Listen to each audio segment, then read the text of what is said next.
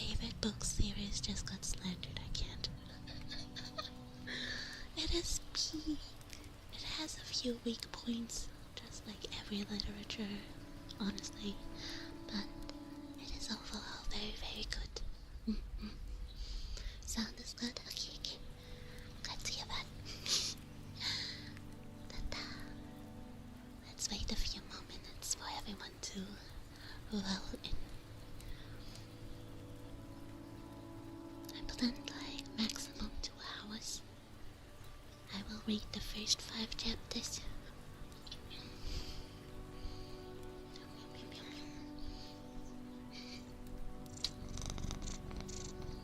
Nox wants to say hi.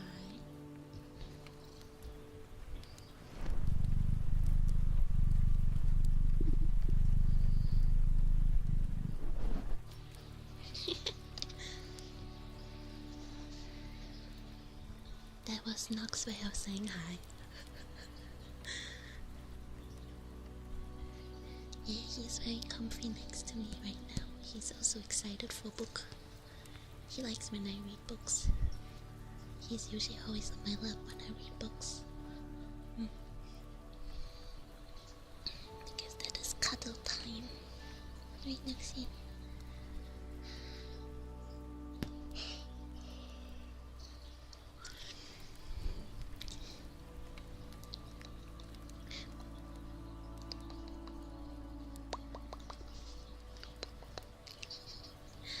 Kitty Engine's always so relaxing. I agree. I agree.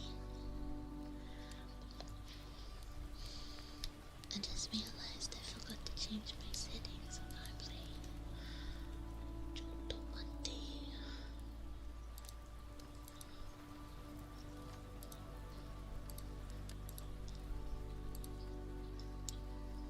This stream is for all views to your subscribers. I forgot to change that. Okay. Let's see. Should be fixed now. Yeah, okay. Sorry, I'll play folks. I forgot to change the settings. Alright, I think we waited enough. Let's get started.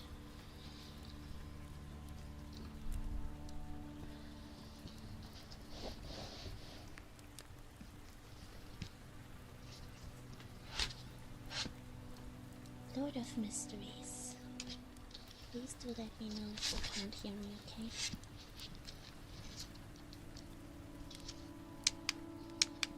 No! There we go. I thought the battery died.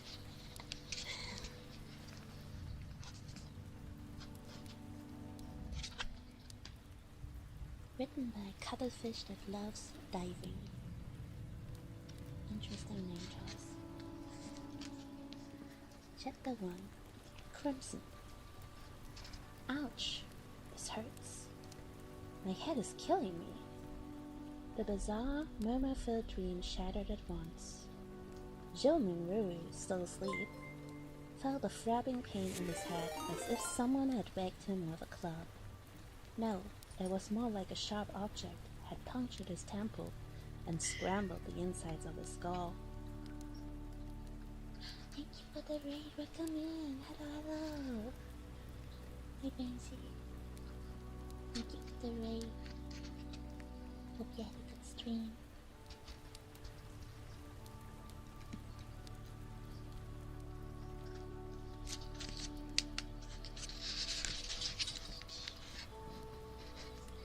Need to charge this. There we go. Much better.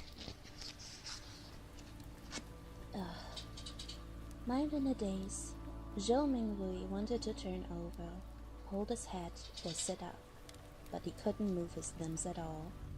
He seemed to have lost control of his body. Seems like I'm still dreaming. It won't be long before I think I'm awake when I'm actually still asleep. Zhou Mingrui, while used to such disorienting experiences, struggled to focus and break free from the shackles of darkness and confusion. But in this half-awake state, it was hard to focus. His mind felt as insubstantial as a wisp of fog. There one moment and gone the next. It refused to be reined in. No matter how hard he tried, his focus kept slipping away, as random thoughts and intrusive notions bubbled up to the surface. Why did I get such a terrible headache in the middle of the night?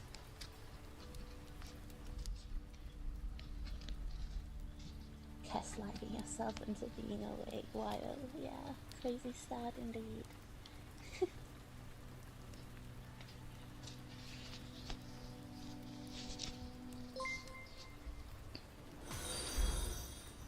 Thank you for follow, welcome in.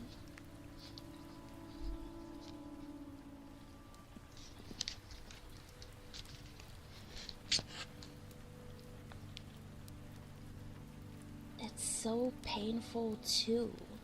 It better not be a hemorrhage or something. Shit, am I going to die young in the prime of my life? Wake up me, come on. Huh? It doesn't seem to hurt as much as before, but it still feels like a blunt knife is slowly sawing through my brain.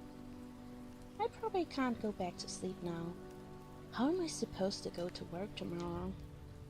Why am I even thinking about work? My head is absolutely killing me. I should definitely take the day off. That way, I won't have to worry about my manager nagging me. Now that I think about it, that's really not a bad idea. I can finally have some free time.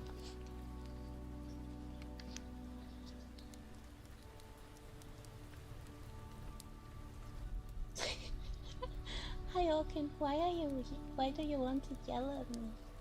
Hi boss, welcome in.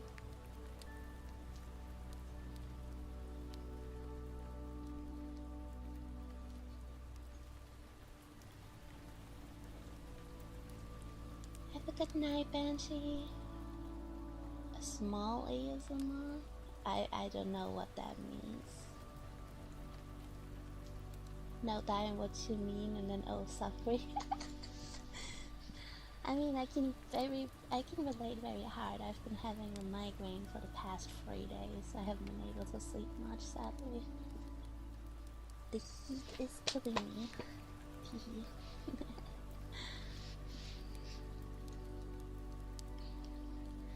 Amid the waves of throbbing pain, Zhou Mingrui managed to gather himself slowly. Finally, he straightened up and opened his eyes, breaking free from his reverie. His vision, blurry at first, soon took on a faint crimson tinge.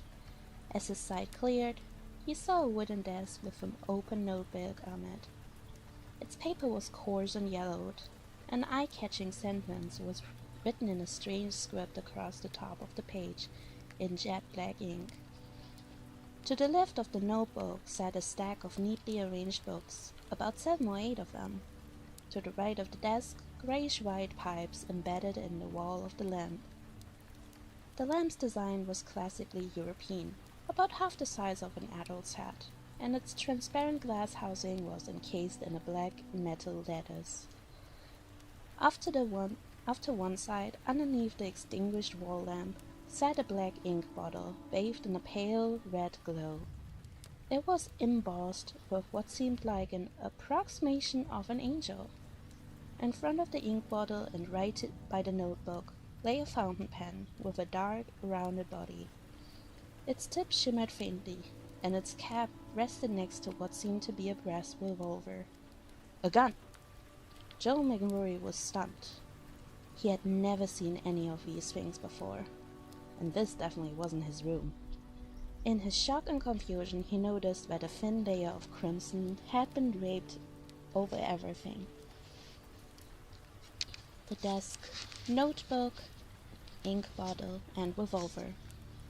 This veil was the light spilling through the window.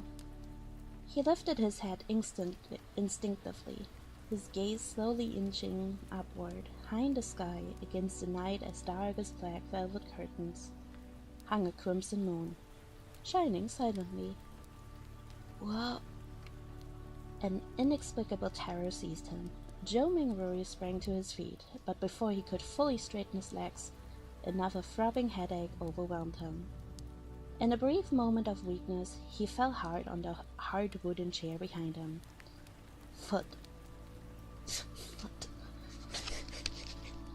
Imagine writing foot. I don't know, it always makes me giggle when they're like writing certain sounds. It smarted, but there didn't seem to be any serious damage. Joe Mingruri placed his hands on the table and pushed himself up, then turned around and panicked to examine his surroundings. It was a small room with brown doors on the walls to either side of him, and a wooden bunk bed sitting against the far wall. Between the bed and the door on the left sat a cabinet with double doors on top and 5 drawers below.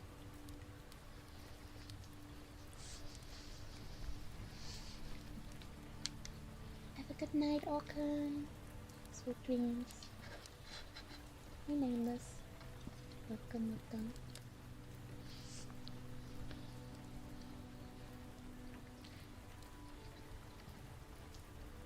On the wall next to the cabinet, at about the height of a person, was another grayish-white pipe connected to a strange mechanical contraption with gears and bearings peeking out in places.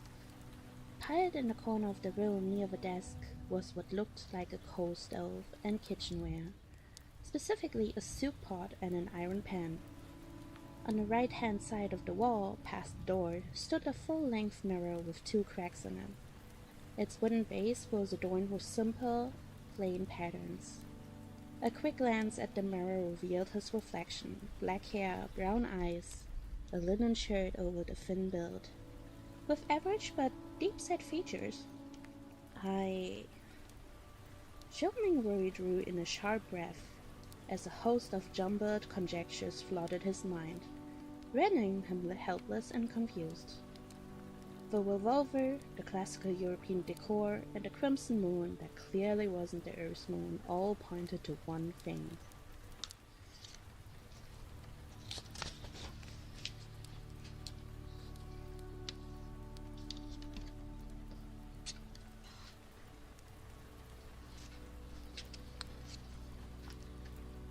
Could I have transmigrated? Joe Mingruri's mouth slowly dropped open.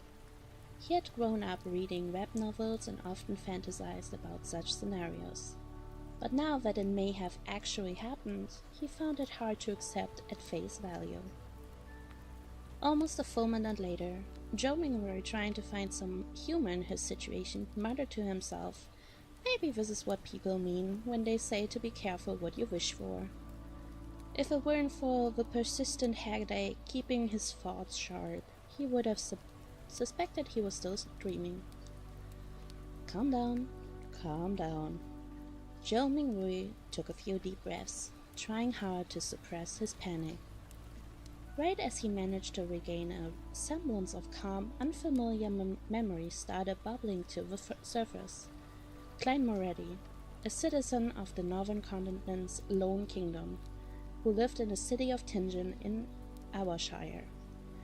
He had recently graduated from the history department at Coy University. His father was a sergeant in the Imperial Army who died in a colonial conflict on the southern continent. The bereavement benefits his family received allowed Klein the chance to attend a private grammar school, laying the foundation for his eventual admission to a university. His mother was a follower of the Evernite goddess. She passed away the year Klein took the entrance examination for Coy University and got in. He also had an older brother and a younger sister, who lived with him in a 2-bedroom flat. They were not well off, struggling in fact. His brother, who worked as a desk clerk at a trading company, was their household's sole breadwinner. As a student of history, Klein had learned ancient Phasic, considered the source of all languages in the northern continent, and Hermes, a language associated with rituals and prayers and often found scrawled in ancient mausoleums. Yes, yes, it's the first chapter. Enjoy the ASMR while you fall asleep. Holmes. Something stirred in Joe Milroy's mind, pressing a hand against his throbbing temple. He turned his attention toward the open notebook on the desk. The text on the yellow paper gradually underwent a change from bizarre to unfamiliar, then from unfamiliar to recognizable, until it eventually became decipherable. That line of text was written in Hermes. In jet black ink, it read, "Everyone will die, including me." Gasping in inexplicable horror, Joe Mingru leaned back as he reflexively tried to distance himself from the notebook and the text on it. His body was so weak he nearly fell over, but he managed to grab the edge of the table to support himself. The air seemed to hum restlessly. He thought he could hear faint whispers all around him. It reminded Joe Mingru of how he felt listening to grown-up tell horror stories when he was little. He shook his head, telling himself it was only an illusion, and tore his eyes away from the notebook. He took a deep breath and tried to steady himself. Then his gaze landed on the shiny brass revolver. A new question popped into his mind. Given the Moretti family's financial situation, how had he managed to get his hands on a revolver? They certainly couldn't afford to buy one. Zhou Mingru frowned. While deep in thought, his eyes were drawn to half of a red handprint on the edge of the table. It hadn't been there before. It was darker and more substantial than the crimson moonlight. A bloody handprint. Joe Mingru subconsciously turned over his right hand, the one that had been gripping the edge of the table. Looking down, he realized his palm and fingers were slick with blood. The throbbing pain in his hand persisted. Bo was weaker than before. Did I hit my head? Joe Mingru wondered as he turned around.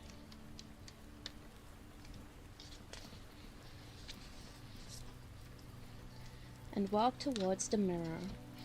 It only took a few steps for a man of medium build with black hair and brown eyes to come into view. The person in the mirror had a distinctly scholarly air. Is this me? Klein already? Joe Mingru paused. There wasn't enough light at this late hour for him to see clearly, so he moved forward until he was just a step away from the mirror. Under the hazy crimson light of the moon, he turned his head to one side to get a look at his temple. His reflection showed a grotesque wound at the corner of his forehead, its edges visibly burned and caked with blood.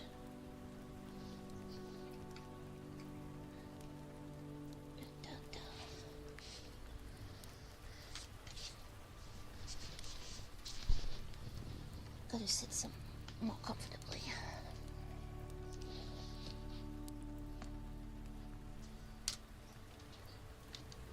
Chapter 2. The Situation.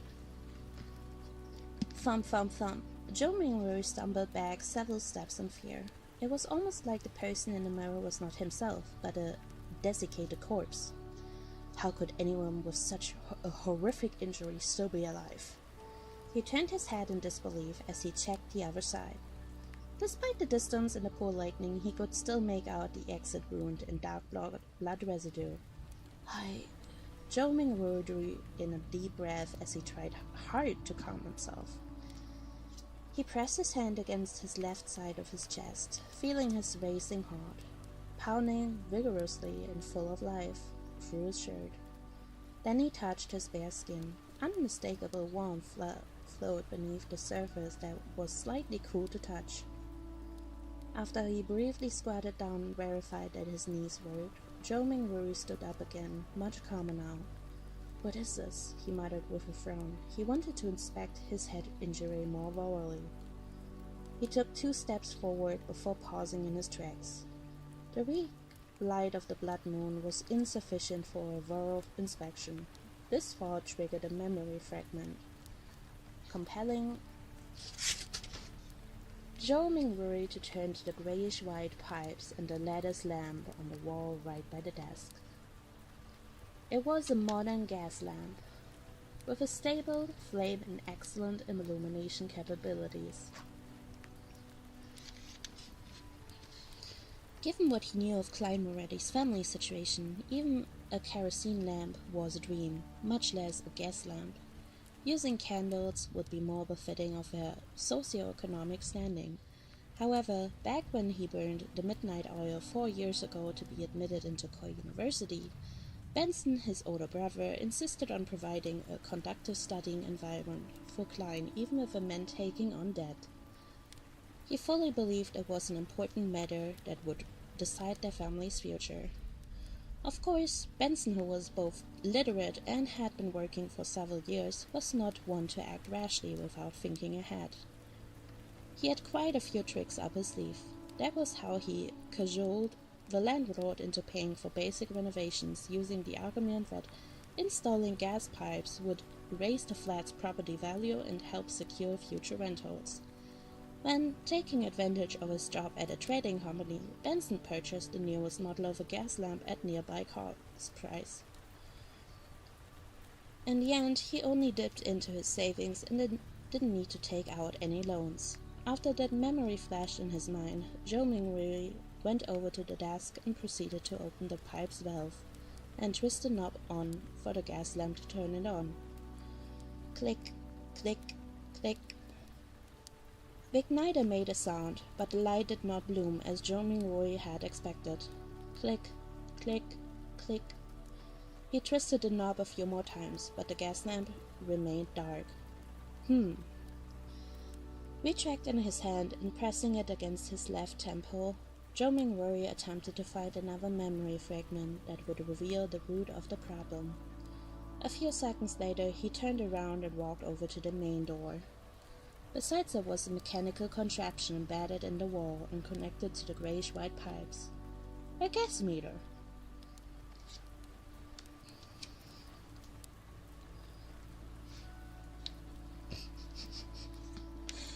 Sin, what the hell? This is the first chapter. Oh, we're actually at the second chapter now. We only just started with the book, so we're at the beginning. Glancing at the exposed gears and bearings, Zhou Mingwei fished out a coin from the pocket in his trousers. It was dark yellow in color, with a bronze shimmer on it. The front of the coin was engraved with a portrait of a man wearing a crown, and on the back was a 1 surrounded by stalks of wheat. Zhou Mingwei knew this was the most basic unit of currency in the Lone Kingdom, a copper penny. The purchasing power of 1 penny roughly equaled 3 to 4 yuan in his original world. Hi, Nazi. Hi, kitty.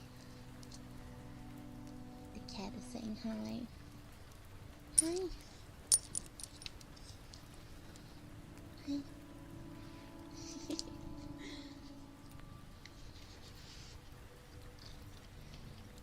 Hey, baby. Come. Sit down.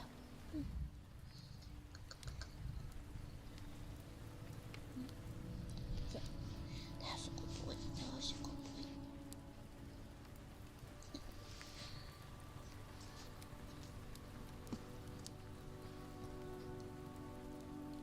Such copper coins also came in other denominations, such as the farthing, the halfpenny, and the 5 pence. An unfortunate reality was that these denominations were not granular enough. In everyday life, one often had to buy several different things just to spend a single coin. This particular coin had only been put into circulation after King George III ascended to the throne. Zhou Mingwei rolled it between his fingers a few times before inserting it into his thin slit on the gas meter. Tink, tink.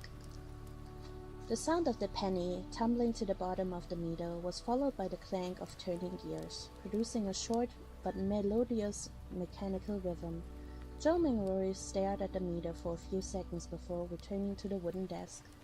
He reached out to twist the knob on the gas lamp again. Click, click, click, pop. A spark rapidly grew into a flame. The bright light it produced permeated the interior of the lamp and shot through the transparent gas, filling the room with a warm glow. As darkness quickly receded and the crimson retreated out the window, Zhou Mingwei somehow felt more at ease. He quickly walked over to the full-length mirror again. This time, he carefully inspected his temple. Hi, Yuki. Hope you have a nice dream and praise the fool. Thank you. Praise the fool to your dad.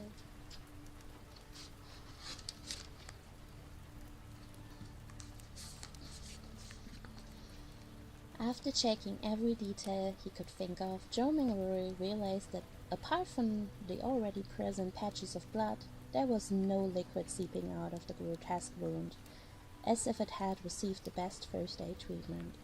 The slowly squirmish, grayish-white brain matter, the discernible growth of flesh, and the gleam of fresh blood around the wound also seemed to indicate that in the next 30 to 40 minutes, or maybe 2 to 3 hours, a light scar would be all that remained. The restorative effect of transmigration? Zhou Mingwei muttered to himself, smirking slightly. He let out a long sigh. There was still so much he didn't know, but at least he was still alive. After settling his mind, he pulled open a drawer and took out a small piece of silk. Then he grabbed one of the old and tattered towels hanging by the side of the cabinet and opened the door before walking to the communal bathroom for tenants on the second floor. I should clean up so I don't go around looking like a crime scene. I don't mind scaring myself, but it would be awful if I scared my sister Melissa. She usually gets up early in the morning. The corridor outside was pitch black. The crimson moonlight, spilling inside through the window at the end of the hallway, gave only enough light to make out the vaguest of shapes in the darkness. Making it seem like a pair of monster eyes silently observed the living late into the night. With his heart in his throat, Zhou Mingwei tried to stay perfectly quiet as he walked towards the communal bathroom. The moonlight was brighter inside, allowing him to see everything clearly. Zhou Mingwei stood in front of a wash basin and turned on the tap. The gushing sound of water reminded him suddenly of his landlord, Mr. Frankie. Water was included in the rent, but the short and skinny landlord, who wore a top hat, a vest, and a black suit, often inspected the handful of bathrooms keenly, listening for the sounds of flowing water inside. If the water gushed too loudly, Mr. Frankie would set aside any gentlemanly manners by flailing his walking stick and sticking the bathroom door while shouting a variety of phrases.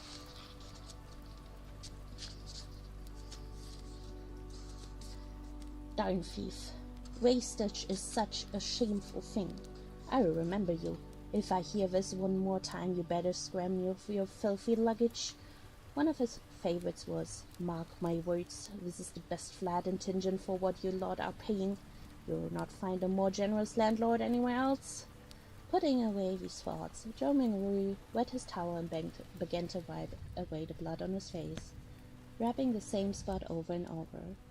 After checking himself in the bathroom's grimy mirror and verifying that all that was left was the hideous wound in his pale face, Zhou Mingwei relaxed considerably.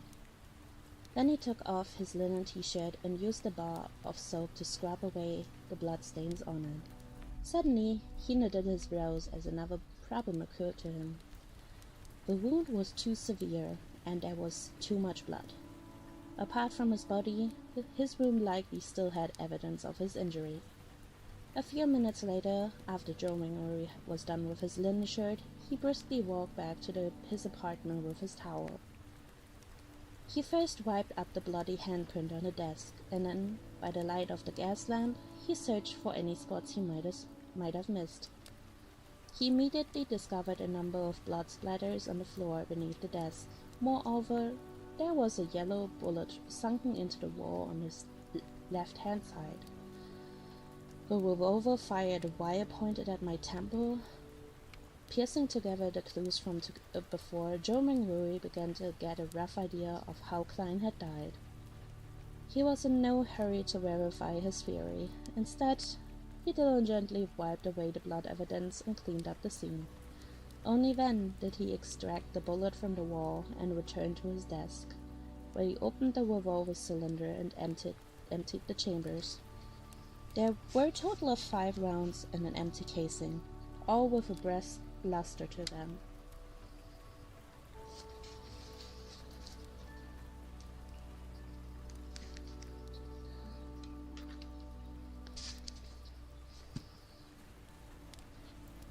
Damn, I wanted to drink something, but my bottle was empty. Let me grab something to drink for a quick chat.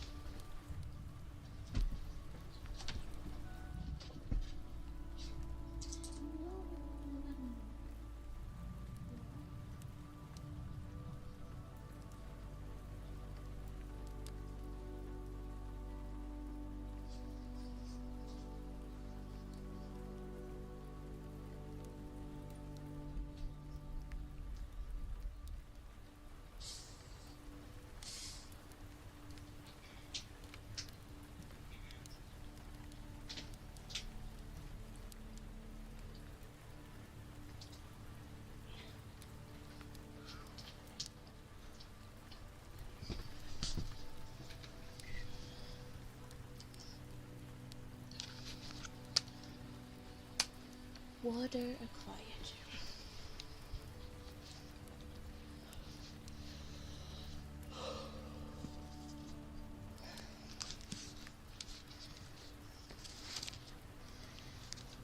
Just as I thought, Zhou Mingrui looked at the empty casing in front of him and stuffed the rounds back into the cylinder, nodding to himself.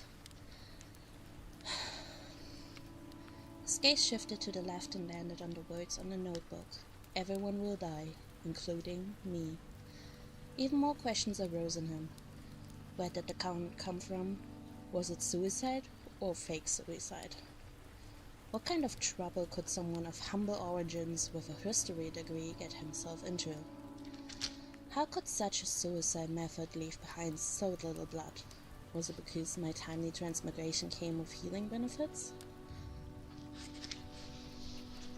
Hi Massini, hi Rebel.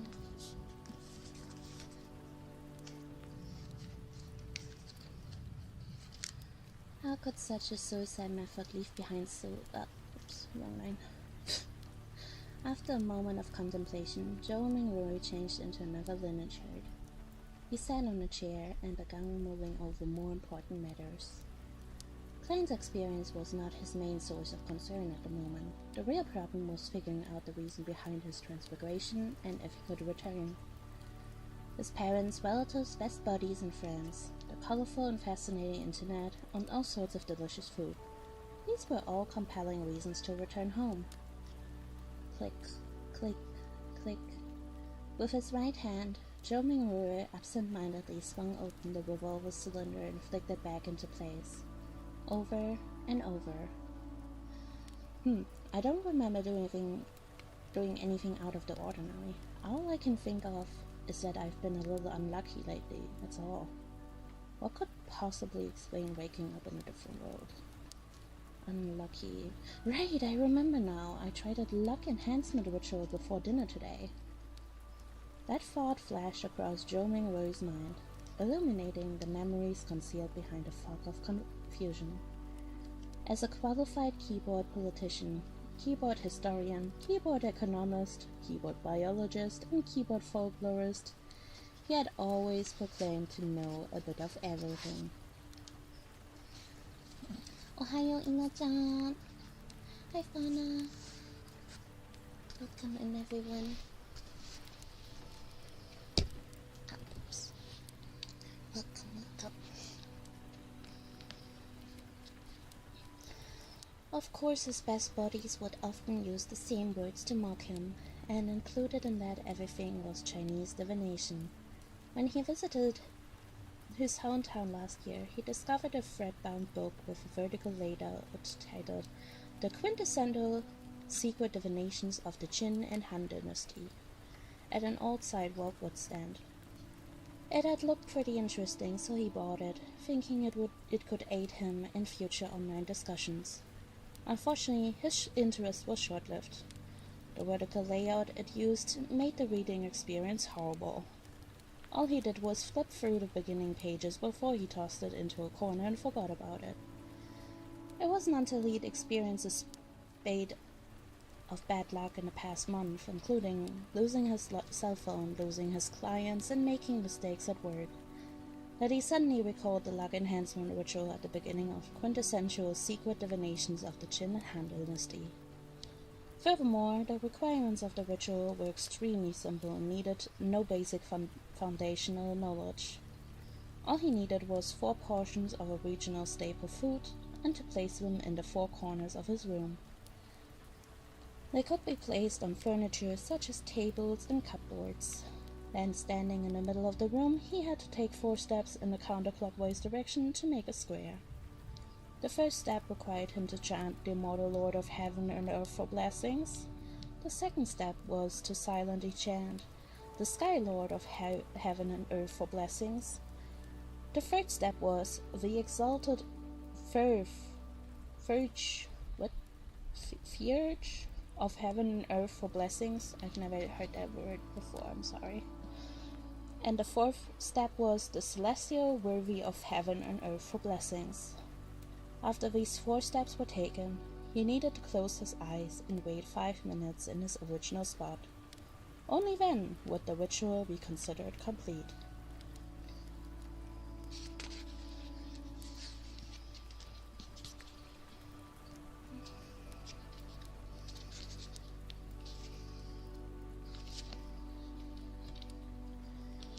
Thinking that it couldn't hurt, he retrieved the book, followed the instructions, and performed the ritual before dinner, and then nothing. Who would have guessed that he would actually transmigrate in the middle of the night? Transmigration! There's a distinct possibility it's due to that luck enhancement ritual. Yes, I should give it a try here tomorrow. If it's really the key, then there's a chance of transmigrating back. Droning Rory stopped flicking the revolver cylinder and bolted up in his seat. No matter how impossible it seemed, he had to give it a try.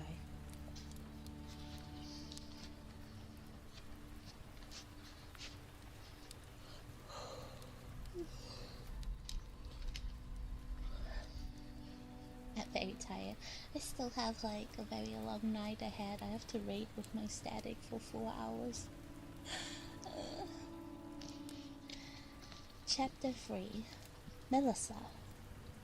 Now that he had a plan, Zhou Mingrui immediately felt much better. All of his fears and unease were swept away.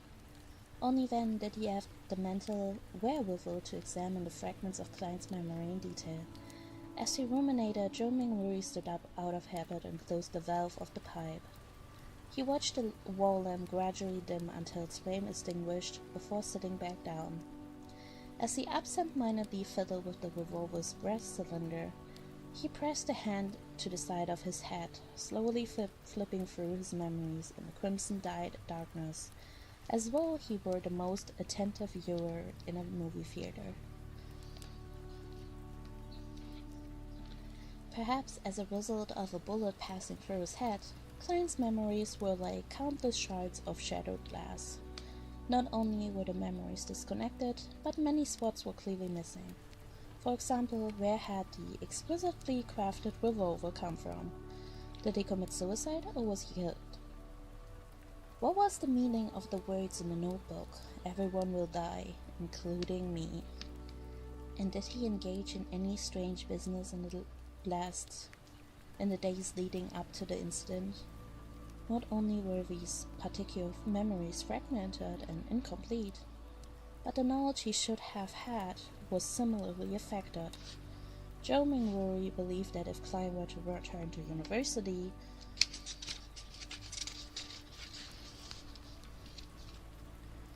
in his current state, he was likely to graduate. This was despite him having left school only days ago without relaxing one bit. A job interview for Tianjin University's history department in 2 days. The universities in the Lone Kingdom do not customarily hand out offers to their graduating students automatically. My mentor wrote me a recommendation letter for Tianjin University and Backlund University. As he silently flipped through the reels of his memory, the crimson moon outside the window descended slowly in the western sky. A faint light glowed from the east, dyeing the horizon golden. Just then, he heard shuffling sounds coming from the adjoining room. Soon, the sound of footsteps approached the door. Melissa is awake. She really is as punctual as always.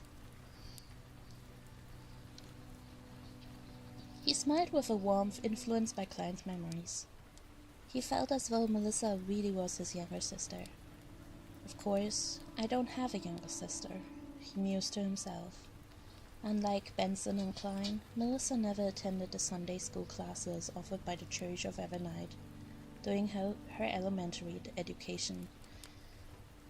When she reached schooling age, the Lower Kingdom enacted the Basic Education Law, which established a primary and secondary education committee and dedicated funding for the program, increasing the kingdom's investment in middle education.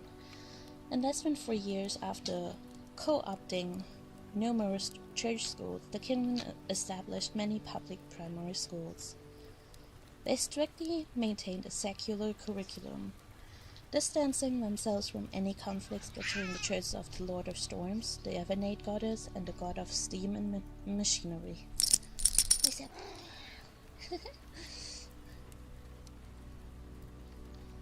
Oh, Nova, thank you so much for the super chat.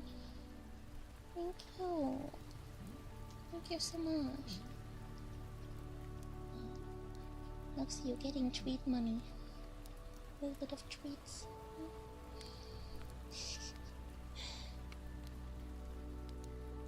Thank you, Noah.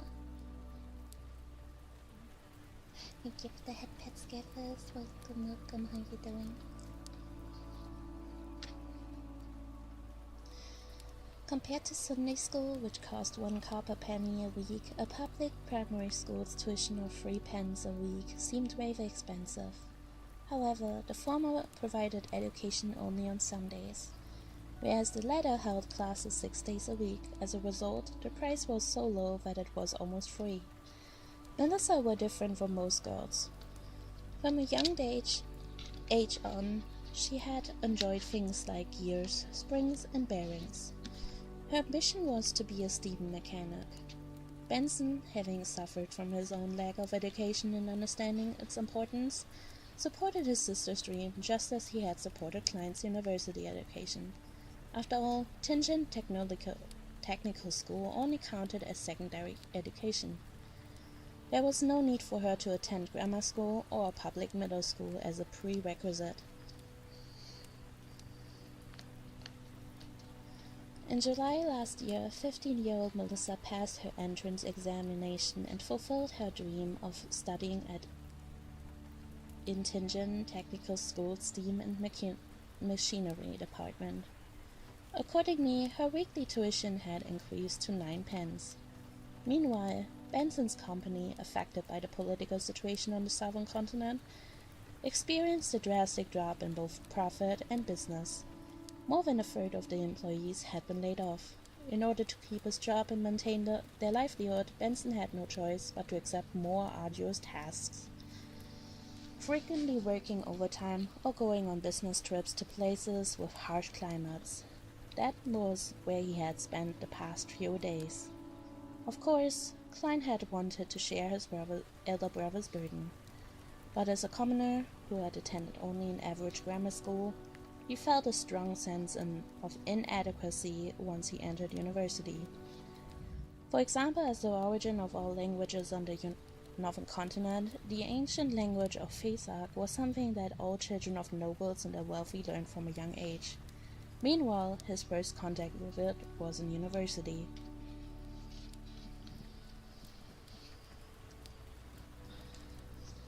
Doing good, just some stress tests.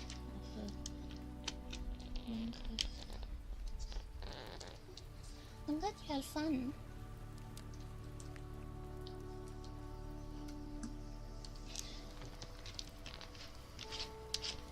Hydrate.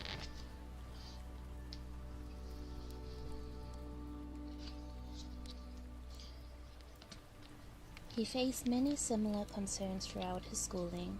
Klein had devoted himself to his studies, often staying up late into the night and waking up early to keep up with his peers, and eventually graduated with average performance. What's up, Maxie?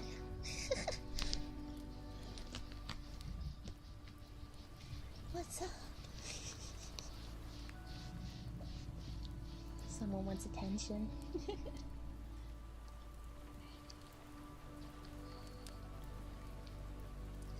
Memories of his older brother and younger sister flashed through Zhou Mingrui's mind until he heard the doorknob turn and the door begin to creak open. Only then did he jolt awake and remember that he had a revolver in his hand.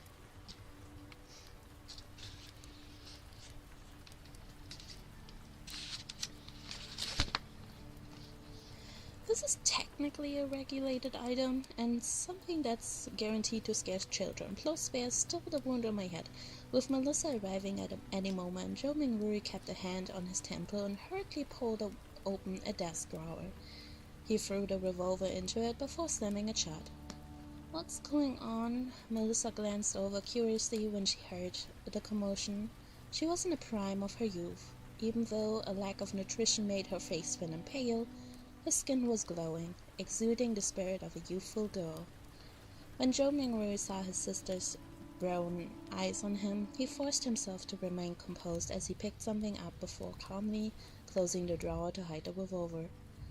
His other hand on his temple confirmed that the wound had already healed. What he had taken from the drawer was a silver pocket watch embellished with a vine leaf motif. He gently pressed the dial at the top, flipping its cover open. It was the most valuable item left behind by their late father, a sergeant in the Imperial Army. As it had been purchased second-hand, the timepiece often malfunctioned in recent years, even though they'd taken it to a watchmaker for repairs. After its poor reliability repeatedly embarrassed Benson, who enjoyed carrying it to elevate his status, it was finally cast aside at home. It was worth mentioning that Melissa did have something of a talent for machinery. After figuring out how the timepiece mechanism worked, she borrowed tools from her mechanical school and started to fiddle with the pocket watch. Recently, she even claimed to have fixed it. Zhou Mingrui looked at the watch's open cover and saw that the second hand wasn't moving. Instinctively, he twisted the top dial to wind it up. However, despite turning it several times, he didn't hear the sound of spring tightening. The second hand remained motionless. Looks like it's broken again. He glanced at his sister, trying to find something to say.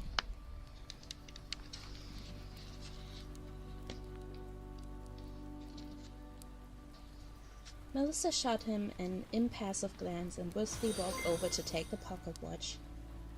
She pulled on the dial at the top of the watch. With a few simple turns, the tick-tock of the second hand started up. But isn't pulling the button usually done to adjust the time? Zhou Mingrui's expression froze. At that moment, a bell in the distant cathedral chimed 6 times, sounding far away and ethereal. Melissa tilted her head as she listened, then pulled the dial up once again. Now she twisted it to synchronize the time. "All better," she said, simply before pressing the top dial down and handing the watch back to Zhou Mingrui. He returned an awkward yet polite smile. Melissa gave her brother a long look before turning to walk to the cabinet, where she picked up her toiletries before leaving for the communal bathroom. Why did her expression seem to contain a look of disparagement and resignation? Is it a look of love and concern for a dunce of a brother? Zhou Mingrui lowered his head and chuckled. He snapped the pocket watch shut before opening it again. Repeating this movement, his thought wandered until one question struck him. Without a silencer, Klein's suicide, well, presumed suicide, should have made quite a noise, yet Melissa, who was just a wall away, hadn't noticed it at all. Was she sleeping too deeply? Or was Klein's suicide shrouded in mystery from the start? Click. The pocket watch opened. Clack. The pocket watch closed. Miss Lissa returned from washing up to see her brother's idle act of repeatedly opening and closing the watch. Her gaze once again filled with exasperation as she said in her sweet voice, "Klein, take out all bread we have left.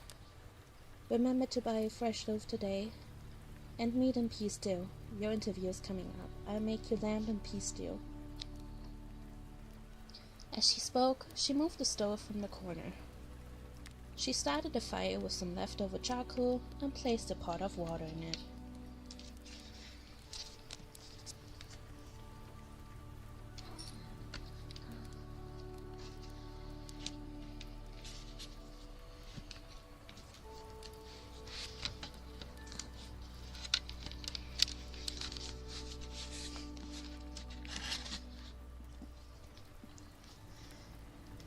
Before the water boiled, she opened the lowest drawer of the cabinet and carefully took out a can of low-grade tea leaves, as it were a treasure. She tossed about 10 leaves into the pot and treated it like the genuine article. Then she poured 2 large cups of each for each of them, and she had 2 hunks of rye bread with Jo Mingwuri over tea. Though the bread was free of sawdust and had minimal gluten additives, the taste wasn't particularly good. However, Jo Mingwuri was positively famished in his weakened state. He kept his complaints to himself as he forced the bread down his throat with the help of the tea. Melissa finished eating a few minutes later, brushing her waist-length black hair back.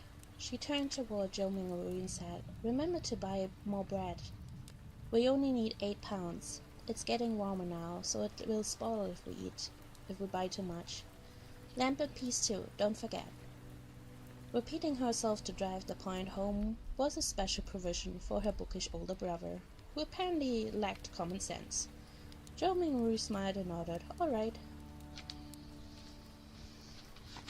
Hi, Zero. Welcome.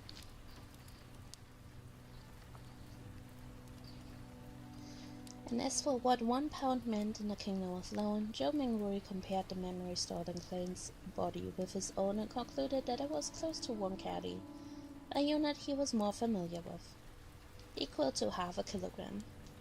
With that, Melissa got up and started to collect her things. Before heading out, she packed the last loaf of rye as her lunch, put on the old shabby cap that belonged to their late mother, and grabbed the briefcase she'd sewn herself to carry her books and writing supplies. It wasn't a Sunday, which meant she had a whole day of class ahead of her. The walk from their home to Jinjin Technical School took about 50 minutes. Though horse-drawn coaches were available at 1 penny per mile, with a 4-pence cap within the city bounds and a 6-pence cap outside them, Melissa set off early and walked to school. As she opened the door, she paused and half-turned to say, "Remember, Klein, don't buy too much lamb and peas. Benson might not be back until Sunday, and don't forget, only 8 pounds of bread." "Yes, all right," Jo Mingwuri answered in resignation. At the same time, he repeated the word Sunday to himself a few times in his mind. On another continent, as in his own world, 1 year was split into 12 months for a total of 365 or 366 days per year. Likewise, 1 week contained 7 days. The former was a result of an astronomy, which led Jo Mingwuri to think that this must be a parallel universe. The latter had its roots in the religion, owing to the 7 orthodox gods of the northern continent: the eternal blazing sun, lord of storms, god of knowledge and wisdom, Avenite goddess, earth mother, god of combat, and god of steam and machinery. After seeing Melissa off, Jo Mingwuri abruptly let out a sigh of relief. His thoughts quickly shifted to the luck enhancement ritual. "Sorry, but I really do want to go home."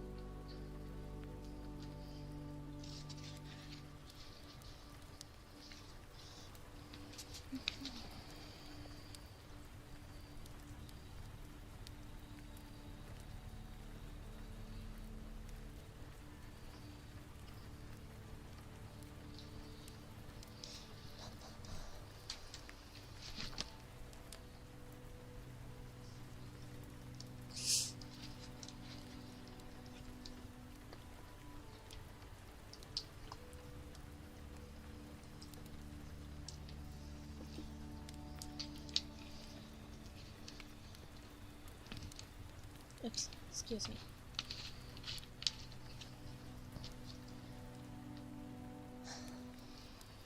I'm so slow when I read loud.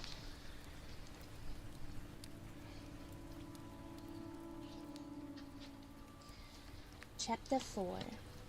Divination. He sat back in his chair and remained there until the bell in the distant church tolled 7 times in a row. Only then did he stand up leisurely and walk to the cabinet.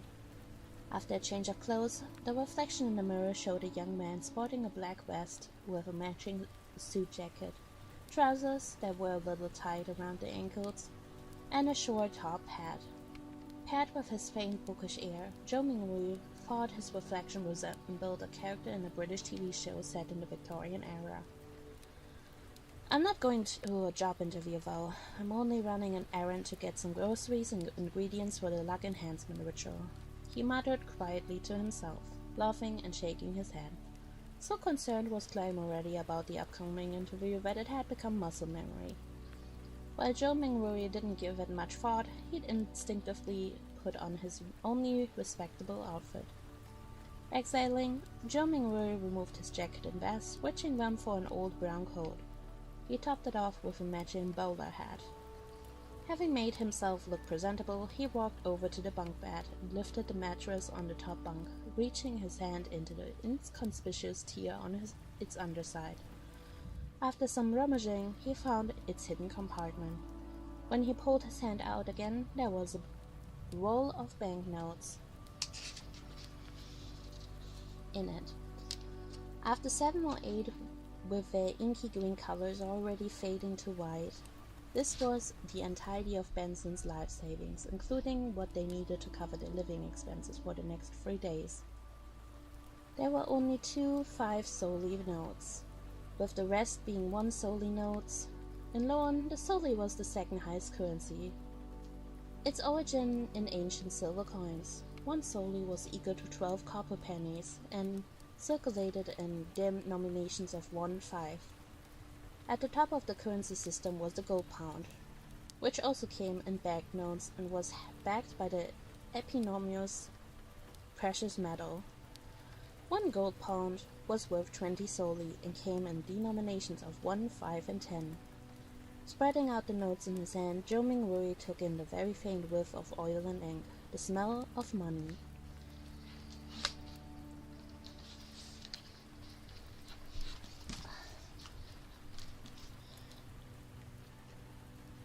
It might have been the influence of Klein's memory fragment or even his own unwavering desire for money, but he instantly fell in love with these little bits of paper.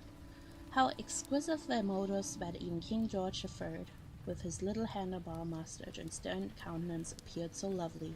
How alluring the watermark in the sunlight and the painstakingly designed anti-counterfeiting marks, which looked nothing like the tawdry forgeries. He admired them for almost a minute, then took a pair of 1 soldi notes out of the stack before rolling up the rest and stuffing them back into the hiding place inside the mattress.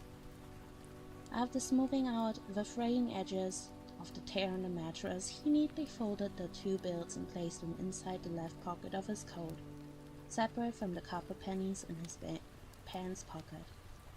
Once that was done, he slipped his key into his right coat pocket, grabbed a large brown paper bag, and headed briskly for the door.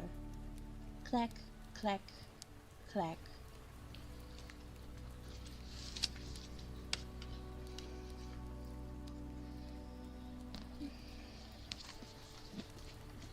His footsteps slowed as he neared the door before finally coming to a stop.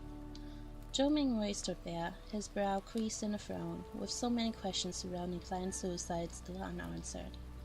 If he simply went out like this without taking any precautions, would he get into an accident?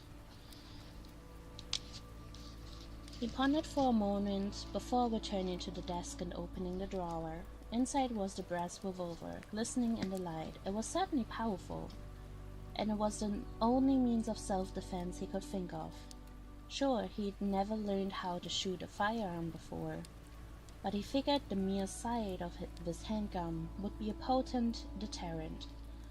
After running his fingers down the cold, metallic barrel, Zhou Mingwei put the gun in the same pocket as the banknotes. He instantly felt much safer with the notes pressed tightly in his palm and the grip of the revolver snug in his grasp. But as someone who had dabbled in a little bit of everything, another thought immediately surfaced. What if it accidentally goes off? Among the number of ideas running through his mind, Zhou Mingwei quickly devised a solution. He pulled the gun back out, snapped it to the left to open the cylinder, and spun it until the chamber that had been emptied during his suicide was now aligned with the barrel. He snapped it close again. This way, even if there was an accident, it wouldn't fire. Stowing the gun away once more, Zhou Mingwei tucked his left hand into his pocket. With his right hand, he adjusted his hat before opening the door and marching out.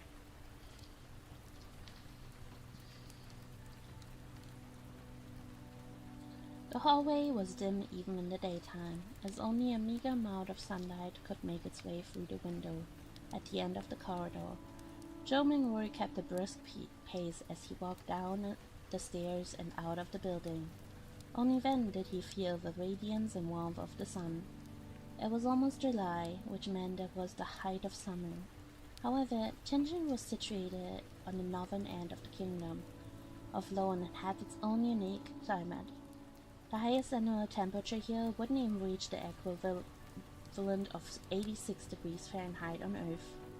Mornings here were especially cold and crisp. Parts of the street were overrun with fetid water and refuse. On Klein's memory, such sights were not rare in low-income neighborhoods, even those with functional sewer systems due to the dense population and the necessities of life.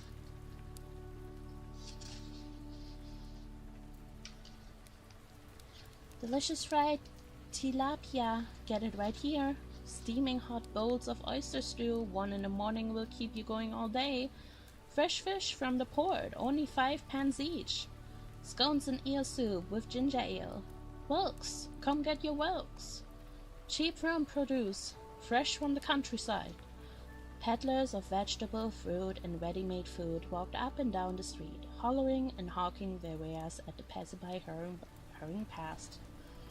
Some would stop and carefully consider a purchase, while others impatiently waved the sellers off because they hadn't yet found a job to get them through the day.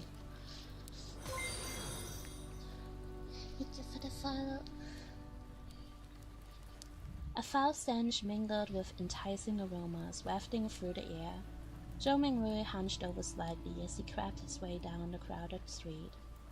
He kept his left hand pressed tightly against the revolver and the banknotes, while his right hand held down his bowler hat. Thieves were an inevitable byproduct of such densely populated areas, especially on streets reaming with impoverished temporary workers in constant need of employment and hungry children lured into a life of pickpocketing. Zhou Mingwei trudged on until the crowd around him thinned to a normal density. He straightened his back and raised his head again. Looking ahead, he saw an accordion player busking on the street, the music alternating between melodious and jaunty. Around the musician, a circle of children in tattered clothes had gathered, their faces sallow from malnutrition. They listened intently and moved their bodies in time to the tune, making up their own dance moves. Their faces lit up in joy, as if each were a little angel or prince. A woman passed by. Her face was devoid of expression, her skin dehydrated, and the hem of her skirt spattered with mud. Her eyes were similarly dull and lifeless, but when her gaze swept over the group of children, the faintest spark seemed to glimmer there as though she saw herself in them, only 30 years younger. Zhou Mingwei walked past her and turned onto another street before stopping in front of Smiren Bakery. The owner of the bakery was Wendy Smiren, an old woman in her 70s with a head of gray hair and a perpetually warm smile. From as far back as Klein could remember, she'd been selling bread and pastries here. She always made the best ginger pies and lemon cakes. Zhou Mingwei salivated at the memory. Smiling, he said to her, "Good day, Mrs. Myron. 8 pounds of rye bread, please." "Ah, little Klein, but where's Benson? Is he not back yet?" she asked with a smile. He'll be back in a few days," he replied vaguely, avoiding any specifics. "What a hard-working young man," Mrs. Myron remarked as she started measuring out loaves of rye. "He'll no doubt find himself a good wife." She grinned mischievously at him and continued, "Fortunately, you've finished school now, our very own graduate of Carr University's history program. Yes, you'll be making money soon enough, and then you won't have to live in the kind of flat you're in now. At the very least, you'll need your own bathroom." "How youthful and full of energy you are today, Miss Myron," Zhou Mingwei replied with an awkward smile. "Ah, I've always been this young," she replied with a good humor. Mrs. Myron was right, though. If Klein could successfully pass his interview and become a lecturer at Tianjin University, he and his siblings would be on the path to a more comfortable life. In the fragments of his memory, there existed a fantasy of renting a detached house in the suburbs of the city. There would be 5 to 6 rooms upstairs with 2 bathrooms and a large balcony. The ground floor would contain 2 more rooms, separate dining and living rooms, a kitchen, another bathroom, and an underground cellar. It wasn't a pipe dream. Lecturers at Tianjin University, even those in probation, started at 2 gold pounds a week. Once officially hired, their salary would be raised to 3 gold pounds. And 10 solely. In comparison, Benson made only 1 gold pound and 10 solely a week, even after years of working, whereas the weekly wage of a regular factory worker hovered around 1 pound. Meanwhile, the rent for the kind of detached house Klein dreamed of cost from 19 solely to 1 pound and 18 solely per month. It's the difference between a monthly salary of 4,000 yuan and 14,000 yuan. Zhou Mingwei muttered to himself. Of course, all of that was predicated on him successfully passing the interview at Tianjin University or Backland University. As for other options, people with no connections could never get recommended for government employment, and the opportunities afforded to history majors were even more limited. It wasn't as if there was a great demand for private consultants for aristocrats, bankers, or industrial tycoons. Considering that Klein's memories were not only fragmented, but his wealth of knowledge had gotten scrambled as well, Zhou Mingwei felt sheepish and embarrassed in the face of Mrs. Myron's high expectations.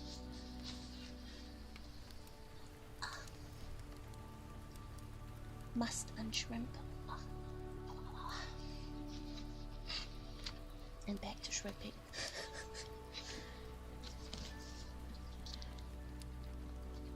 After weighing them, Mrs. Myron placed 16 loaves of rye bread into the paper bag Zhou Mingwei had bought and held out her hand. 9 pence, please. Since each loaf weighed around half a pound, a small discrepancy in the price was to be expected. Ah, 9? Wasn't it 11 pence a few days ago? Zhou Mingwei blurted. And it cost 15 a month before that. You've got the repeal of the Grain Act and those who marched for it to thank. Mrs. Myron shrugged, smiling. Zhou Mingwei nodded, though he didn't quite understand. Klein's memory of this was incomplete. He only knew that the Grain Act was enacted to protect domestic agricultural products, prohibiting the import of grain from southern nations like Feina Potter, Mazen, and Lemberg until domestic prices inflated to a certain point. Why would people march against it? But he didn't pursue the matter. Afraid of accidentally pulling out the revolver, Zhou Mingwei carefully extracted the bank notes from his trousers and handed one of them to Mrs. Myron. He stuffed his change of 3 pennies into his pocket before picking up his bag. Then he set off for the produce and meat market the next street over, working hard for the lamp and the peas his sister had ordered. At the corner of Iron Cross Street and Daffodil Street stood a town square. A number of tents had been erected there. with clowns in funny attire walking about and handing out flyers. Tomorrow evening, a circus performance. Zhou Mingwuri peered at a flyer in someone else's hand and read the gist of its content quietly to himself. Melissa would love it, though he wondered how much the tickets cost. As the thought occurred to him, Zhou Mingwuri stepped closer. He was about to ask one of the red and yellow painted clowns when he heard a raspy female voice nearby ask, "Would you like to try divination?" Turning toward the voice, Zhou Mingwuri saw a woman standing in front of a low tent. She wore a pointy hat and a long black dress. Her face, painted brightly in yellow and reds, featured deep blue-gray eyes. "No," Zhou Mingwuri said, shaking his head. He had no money to spare for fortune-telling. The woman grinned. "My tarot cards are very accurate." Tarot? Zhou Mingwuri blanked. The pronunciation sounded surprisingly similar to the tarot cards back on Earth. Furthermore, the tarot cards in his old world were also tools for divination, pictographic cards, each imbued with symbolic significance. But wait. He suddenly recalled the original of tarot divination in his world. It didn't hail from the 7 Orthodox gods, nor was it a vestige of the ancient past. It was invented by one Roselle Gustave, then consul of the Intis Republic over 170 years ago. The same Mr. Gustave had invented the steam engine, improved the design by sailboats, and overthrown the monarchical rule of the Intis kingdom. As such, he was recognized by the Church of the God of Craftsmanship and became the very first consul of the new republic.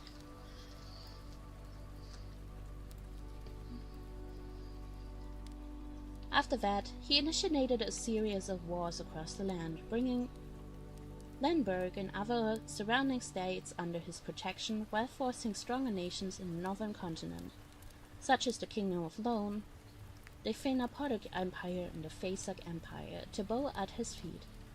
Thereafter, the Republic became an empire, and Mr. Gustave crowned himself Emperor Caesar. During Roselle Gustave's rule, the Church of the God of Craftsmanship received its first publicized divine revelation since the 5th epoch, commanding that their deity be worshipped as the god of steam and machinery. Emperor Roselle also invented tarot card divination and established the arrangements and rules for various contemporary paper-playing cards. Several of these games were familiar to Zhou Mingwuri, such as Tractor, Fight of the Landlord, Texas Hold'em, and Quint, to name a few. In addition, he sent fleets into the tempestuous sea that later discovered the passage to the southern continent, thus beginning the era of colonialism. Unfortunately, he was betrayed in his old age, and in the year 1198 of the 5th epoch, he was assassinated through an alliance between the Church of Eternal Blazing Sun, the sovereign royal family of the Indus Kingdom, and other aristocrats. He died in his white maple palace. This recollection of common knowledge made Zhou Mingwuri a little uneasy. Don't tell me this great forefather was a transmigrator. Zhou Mingwuri felt a sudden urge to see what exactly these tarot cards looked like. Nodding to the painted woman in the pointy hat, he said, Sure, I will give it a try only if the price is right." The woman laughed. "Sir, you're my first customer of the day. It's on the house."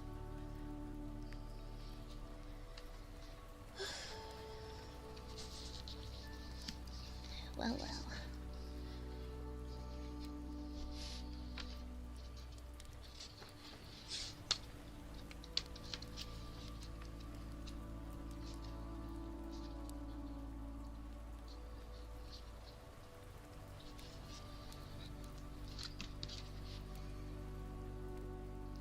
What's the time? Okay. I can read one more chapter. And then take a break. Chapter 5. Ritual. Free. There's nothing more expensive than free. Zhou Mingwuri bemoaned silently to himself, already composing a staunch refusal for any extraneous cost that might be tacked on later. Go ahead and divine where I came from if you're so good. With this in mind, Zhou Mingwei followed the woman with a painted face and ducked into the low tent.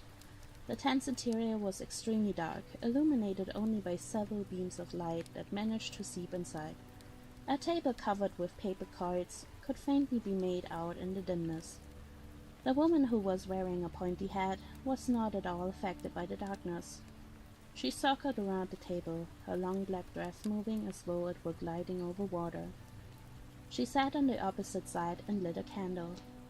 The dim yellow light flickered, causing the inside of the tent to appear both bright and dark at the same time, instantly creating a mysterious atmosphere. Zhou Mingwei sat down quietly, his gaze sweeping over the tarot cards on the table. There found familiar cards like the Magician, the Emperor, the Hanged Man, and Temperance. Could Marcel have really been a forerunner from Earth? I wonder if he hailed from the same place I did, the country of food lovers. Hi Feed, welcome. Thank you for the follow.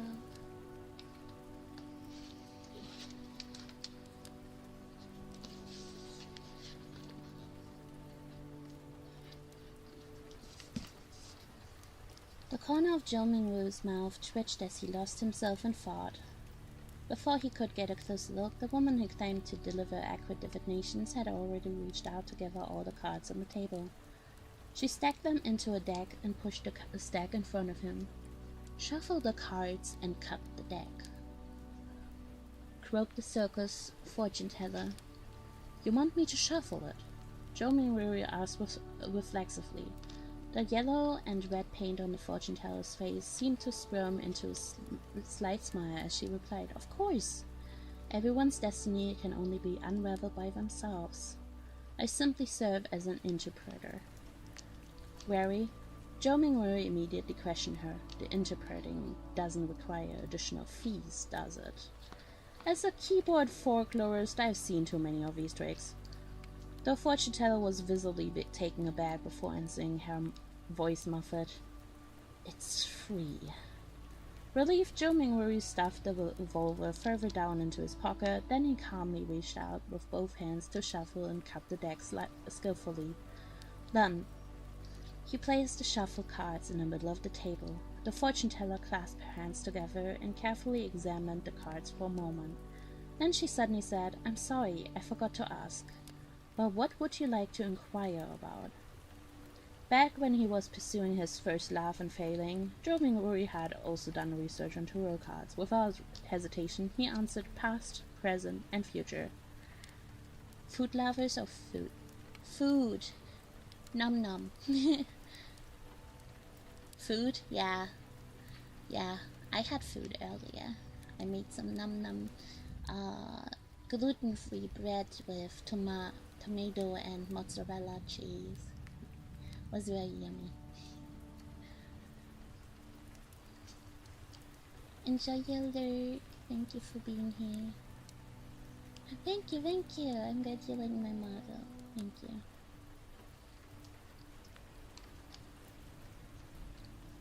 It was a type of tarot card spread, 3 cards drawn sequentially, respectively symbolizing one's past, present, and future. The fortune teller nodded, then donned a smile and said, Then please reshuffle the deck. You can only truly get the cards you want if you know what you would like to ask about.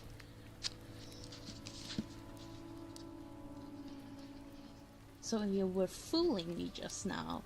Do you have to be this petty just because I insisted it had to be free? A muscle on Zhou Mingwei's cheek twitched. He took a deep breath and retrieved the tarot deck to reshuffle and cut it once more. Is this okay now? He asked, placing the cut deck back on the table. No problem. The fortune teller reached out and picked up a card from the top of the deck. She placed it to Zhou Mingwei's left. Her voice deepened as she said, This card symbolizes the past. Then she placed the second card in front of him. This card symbolizes the present. Finally, she picked up the third card and placed it to his right. This card symbolizes the future. Alright, which card would you like to see first? Having done all that, the fortune teller raised her head and gazed deeply at Zhou Mingrui with her grey-blue eyes. "I'll have a look at the present first," Zhou Mingrui said after a moment of thought. The fortune teller nodded slowly and flipped over the tarot card directly in front of him. The card depicted a finely dressed young figure wearing splendid headgear and carrying a stick over his shoulder. Hanging from the end of the stick was a bundle, and behind him trotted a puppy, tugging on his pants. The card was numbered 0. "The Fool," the fortune teller quietly read, her grey-blue eyes fixed on Zhou Mingrui. "The Fool. The 0 card of tarot, a start, a fresh beginning brimming with possibilities." Zhou Mingrui, not even an amateur enthusiast of tarot, could only offer a rough interpretation based on his own vague impressions. Just as the fortune teller was about to say something, the tent flap suddenly opened. The sunlight was so blinding that Zhou Mingrui instinctively narrowed his eyes, even though he was facing away from the opening.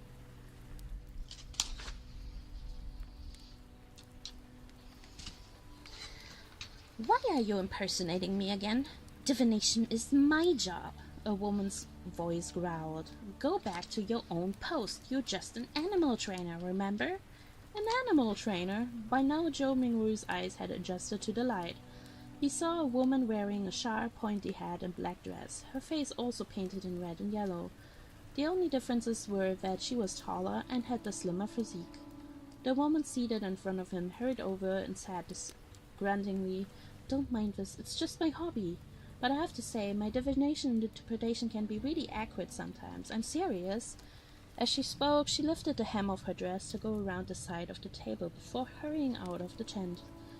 "Sir, would you like me to interpret the cards for you?" the real fortune teller asked with a smile as she looked at Zhou Mingrui. Zhou Mingrui's lips twitched as he asked sincerely, "Is it free?" "No," the real fortune teller answered. "Then forget it." Zhou Mingrui withdrew his hand and placed them into his pockets, clutching his revolver and money. He stooped to the exit of the tent. Damn it, he just had an animal trainer posing as his fortune teller. Did this mean that animal trainers who didn't want to be fortune tellers were unqualified clowns? Zhou Mingrui quickly put the matter behind him. He spent 7 pence at the produce and meat market for pounds of not-so-great lamb, and then bought some peas, cabbage, onion, potatoes, and other ingredients. Along with the bread he had purchased earlier, he spent a total of 25 copper pennies, equivalent to 2 soldi and 1 pence. There really isn't enough to go around. Poor Benson. Not only had Zhou Mingrui spent the 2 notes he had brought with him, but he had even used the 1 penny he had already in his pocket. He simply sighed and tried not to dwell on it as he hurried back home. Now that he had secured their staples, he could get back to the luck enhancement ritual. Zhou Mingrui waited until all the second-floor attendants had left, but he was still in no hurry to perform the ritual. Instead, he translated the immortal Lord of Heaven and Earth for blessings, and related phrases into the ancient Phasic language and the Loan language. He was already planning to try the ritual again the next day, and these local languages of the original incantation didn't work. After all, he had to take into consideration the differences between the 2 worlds. When in Rome, do as the Romans do. As for translating it into Hermes, the language dedicated to ancient ritual prayers, Zhou Mingrui couldn't do it due to his lack of vocabulary.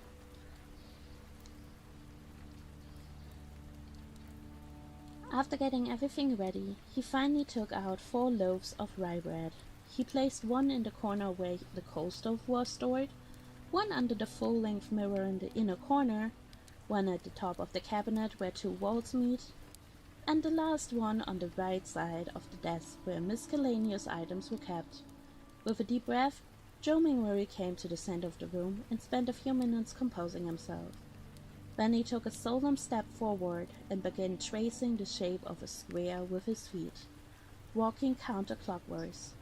When he took the first step, he chanted in a low whisper, "The immortal Lord of Heaven and Earth for blessings." With the second step, he chanted sincerely, "The Sky Lord of Heaven and Earth for blessings." On the third step, Zhou Mingrui held his breath and murmured, the exalted flirt of heaven and earth for blessings. At the fourth step, he exhaled and silently said to himself, "The celestial worthy of heaven and earth for blessings."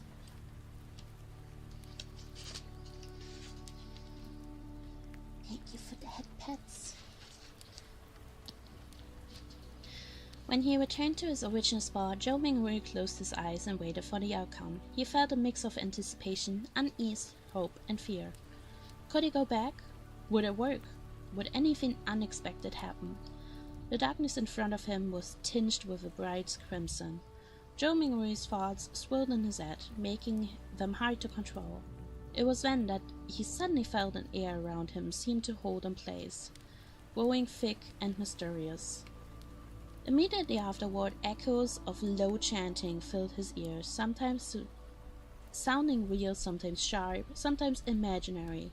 They were tempting, maniacal, and maybe mad. Zhou Mingrui clearly didn't understand what the murmuring meant, yet he couldn't help but listen and try to decipher them. His head hurt again, the pain like someone had driven a steel rod into it. He felt as if his head were about to explode, with his thoughts now tainted by psychedelic colors. Realizing that something was wrong, he struggled to open his eyes, yet even that simple act was beyond him. His entire body grew tighter and tighter, until it felt as though he would break apart at any second. Somehow, a self-mocking thought emerged in his mind. You wouldn't die if you didn't court death. He could bear it no longer. Just as the thread in his mind was about to snap, the murmuring of countless overlapping voices faded. His surroundings grew very quiet, and the atmosphere became increasingly ethereal. It wasn't just the atmosphere. Zhou Mingrui felt his own body grow increasingly airy as well. He tried once more to open his eyes, and this time they obeyed with surprising ease. An expanse of grey fog lay before him, hazy, vague, and endless.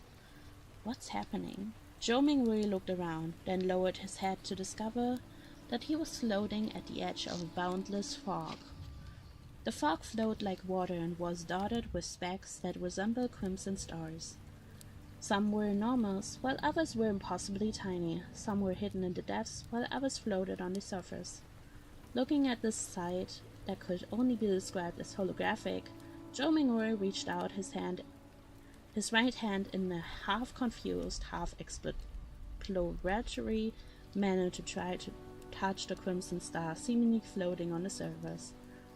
He was trying to find a way to leave its place. Just as his hand touched the surface of that star, ripples of water suddenly spread out from within it, agitating the star until it burst into a flare of crimson flame. Zhou Mingrui jumped in fright, retracting his hand. But in his panic, he accidentally touched yet another crimson star.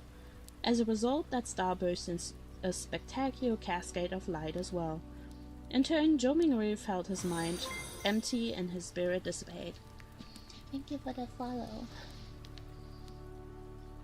In the Lone Kingdom's capital, Backmount, inside a luxurious mansion in Empress Bow, Audrey Hall sat in front of her vanity. She caressed the cracked bronze mirror before her, its antiquated motif evident in every detail. Mirror, mirror, awaken. In the name of the Hall family, I command you to awaken.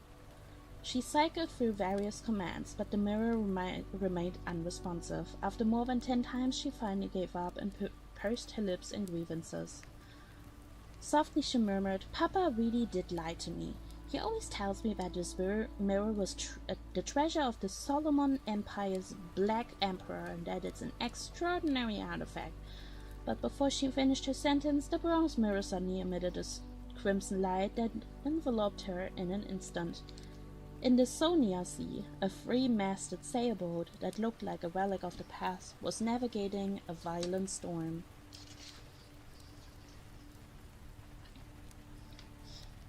Alger Wilson stood on its deck, his body rocking with the currents, yet he maintained his balance with ease. He wore a robe embroidered with lightning patterns, and in his hand was an oddly shaped glass bottle. Bubbles roiled inside the container, turning into frost and snow one moment and coalescing into a visible gust of wind the next. Still short on ghost shark blood, Auger murmured. Just then, a flash of crimson erupted from the space between the glass bottle and his palm. In an instant, it enveloped everything around him. Above the grey fog, Audrey Hall regained her sight. She glanced left and right, trying to comprehend the situation in a state of horror and confusion. It was then that she noticed a blurry image of a man on the opposite side of her doing the same. Immediately after, the two of them discovered it, another mysterious figure standing not far from them, also shrouded in grey mist. The mysterious figure was none other than Zhou Mingyue, who looked equally dumbfounded. After the initial bewilderment, Audrey and Auger both fell silent. Then they spoke up at the same time. "Sir, where are we? What exactly are you doing?" That was chapter 5. Big stretch, big stretch.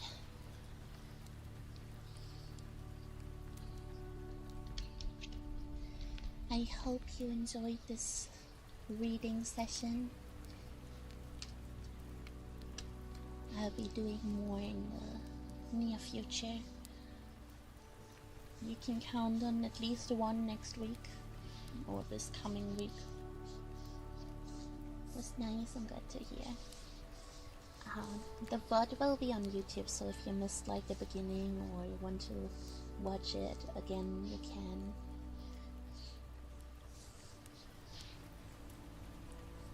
Alright. I'm glad you enjoyed it, Bello. Thank you.